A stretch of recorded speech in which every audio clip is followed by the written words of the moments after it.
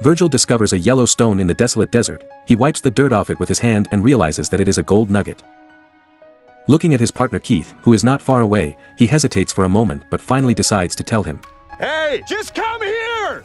Keith comes over to check it out, then takes out a blowtorch to burn it. It does not have any change in color. They can be sure that this is a rare gold nugget.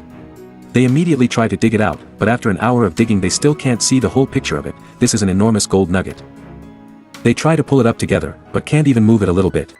Then they tie a rope around the nugget and use the pickup truck to pull it, only to have the rope break. They have to keep digging, and after a few hours they decide to temporarily stop, because they are not sure how big the nugget really is. They have to think of another way. It is getting late, so the two collect some dead wood and set up a campfire next to the gold nugget. They are going to spend the night here. Thinking of the enormous gold nugget next to them, they couldn't help but cheer and celebrate. Now the most important question is how to dig up the gold and take it away. Keith says one of them has to go to town to find an excavator, and the other one needs to stay to guard the gold nugget.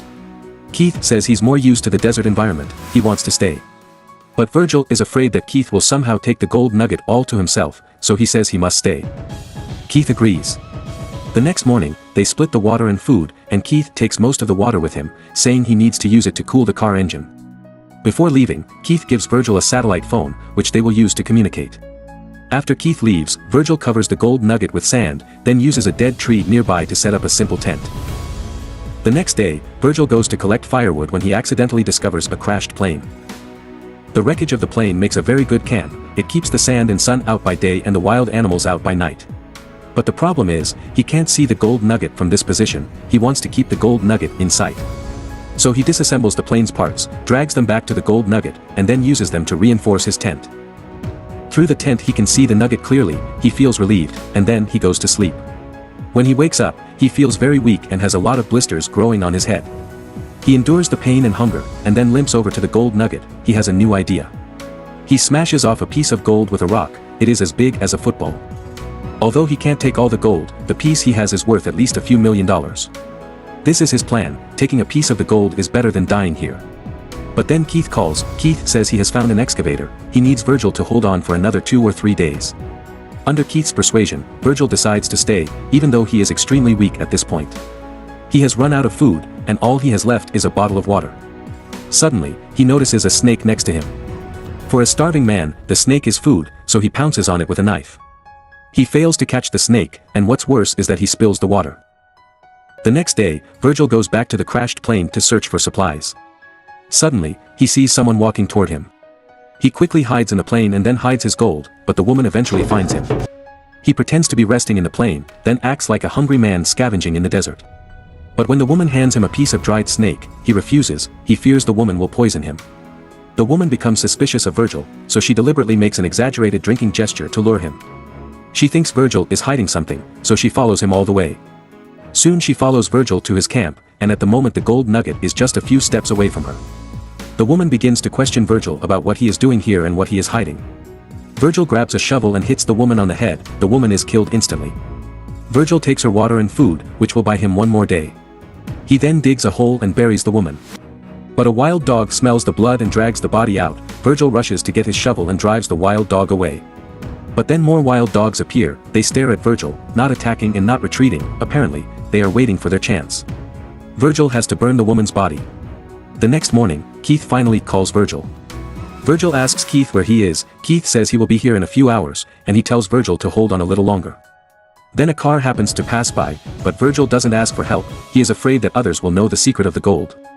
At noon, a sandstorm comes, and Virgil's tent shakes like crazy under the raging wind. He hurriedly takes his precious gold and escapes, and just as he crawls out, the tent is destroyed entirely. Later Virgil is hit by a tree. He wakes up to find a branch stuck in his belly, and he is seriously injured. But even so, he still wants to find the gold. He removes the sand in front of him, and he is finally relieved after confirming that this is the location of the gold nugget. After taking a break, he pulls the branch out. Then he set up a fire, heating a metal piece, and then presses it against his belly to stop the bleeding. Virgil passes out again because of the pain. Suddenly, he sees someone pointing a crossbow at him. It is the woman he killed, and Virgil thinks he must be hallucinating. After a while, Keith calls again, and he tells Virgil to keep guarding the gold nugget. He will be arriving soon.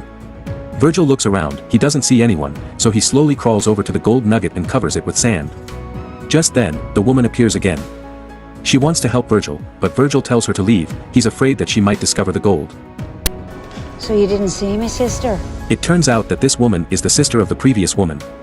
Luckily, he burned the body, otherwise, the woman would definitely take revenge for her sister. The woman can't find her sister, so she leaves. A few hours later, Virgil wakes up to find himself surrounded by several campfires. The campfire protects him from wild animals, and apparently, the woman helped him while he was unconscious. But now the campfires are going out, and the long-awaited wild dogs have surrounded him. Virgil desperately urges Keith to come, but he gets no response. The wild dogs are getting closer and closer, and finally, they attack, while Virgil is still staring at the gold nugget.